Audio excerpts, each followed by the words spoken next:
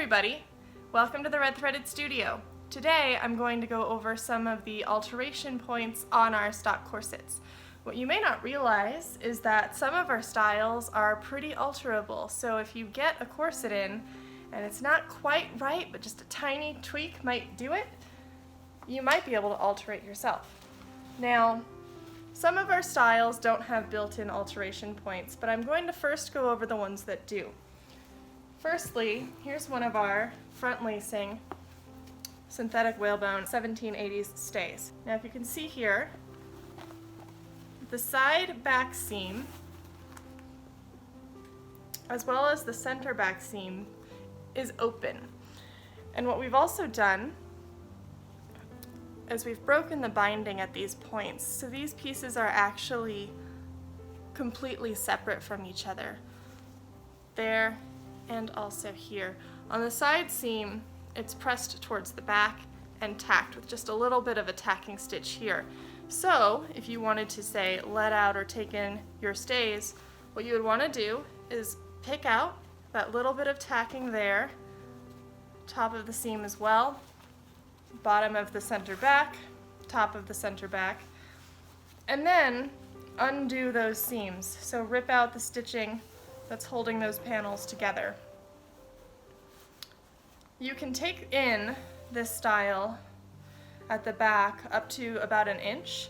You can also get about 1 inch on the side seams as well. It varies a little bit by size. Some sizes have bones closer to the seam than others, but you can get a little bit taken out, or because it's a 5/8 inch seam allowance, you can let these out quite a bit. You can get almost 1/2 inch on each seam if you need to let your stays out. So that applies as well to our back lacing styles. For the 18th century, you just can't alter the center back seam. There's only the one side seam that you can alter. Now, while we are on the topic of stays, all of our corsets and stays with straps have alterable straps because the strap pitch changes a lot depending on the exact slope of your shoulders, or maybe the straps are too long for you. If you see here, the strap is also made as a separate piece. So you can undo the one row of stitching here that's holding the strap in place, and then you can adjust the pitch and restitch it, or slide it down and restitch it to shorten your strap. You can let it out just a little bit, but for the most part the ribbon at the end is going to allow the extra length if the strap seems a little short. So that's how to alter our 18th century styles and how to adjust the straps on any of our strapped corsets. We suggest stitching these seams when you restitch them on a short stitch length, like a 2, so that there's more thread going into the stitch and it's a little bit stronger. If you want an even stronger stitch, when you rip out the old stitching, you'll notice that we've actually double stitched the side seams and back seams, and that's to give more stability to those seams. So if you want to make sure that your seams won't rip out when you're wearing your stays or corsets, we highly recommend going over your seam again, also on a 2. While we're speaking about strapped corsets and stays, here is one of our short stays. So this is our Regency period. Now, we've recently updated this style. It used to not have alterable straps, but now it does. So if you have one of our older styles, you may not have the features I'm about to talk about. So now our Regency short stays also have alterable straps, and because band circumference is so important to get the fit right on this style specifically, we've made an alterable side seam on our short stays.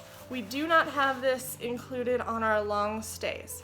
For any of our corsets that don't have a built-in alterable seam like this, what I suggest doing is figuring out where it needs to come in and then creating a seam down a panel, avoiding some bones. So for our Titanic era, our Regency long stays, or our 1830s stays, you could do that to all of them. You can't really let those styles out, but you can take them in. You can also add darts. You can dart in corsets if you need a little bit more waist reduction. Make sure if it's a style with waist tape that you're getting the waist tape reduced as well. Let's move on to our Victorian styles. And when I say Victorian, I'm speaking about both our 1860s and our 1880s styles because they have the same alteration feature. I'm going to show you on our 1860s, but the same applies to 1880s. One neat feature we've recently added to both of these styles is a drawstring over the bust, so you can fine-tune that fit. This is one of our 1860s corsets. And if you look at the inside, you will see that right here we have that alterable seam.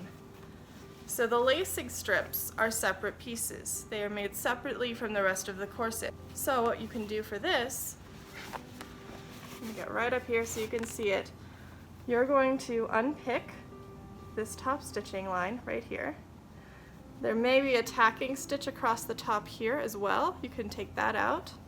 And then you want to unpick the stitching that's holding your lacing strips to the corset. For our 1860s, you may end up needing to, if you're taking it in, you may end up needing to unpick some of this top stitching here at the top of the bones so that the diagonal bones can slide up and give some more room over here if you're taking in quite a bit at the center back.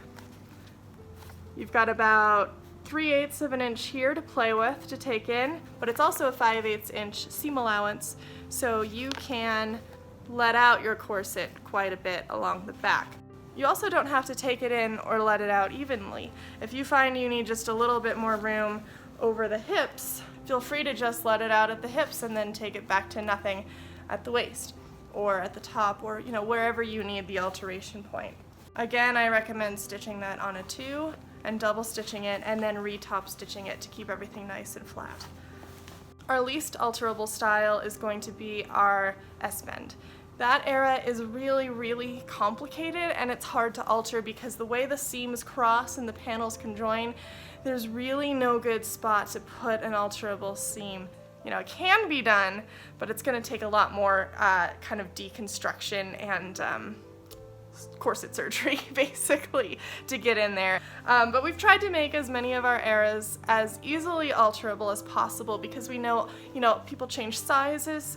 Sometimes you're going months between wearing your corsets, and it's also because we have a theatrical background. I've worked in theater for many years. I know how important it is to be able to alter garments to fit multiple people. So for living history sites or theatrical programs, especially at universities, where they're looking for stock pieces to refit to multiple people, those alteration points are really important. Anyway, that's how to alter our corsets. And when we have an alteration come in next, I'll try to do a video of this in process. I'm not about to take apart a bunch of our stock corsets that we just finished just to put them back together. But thanks for watching.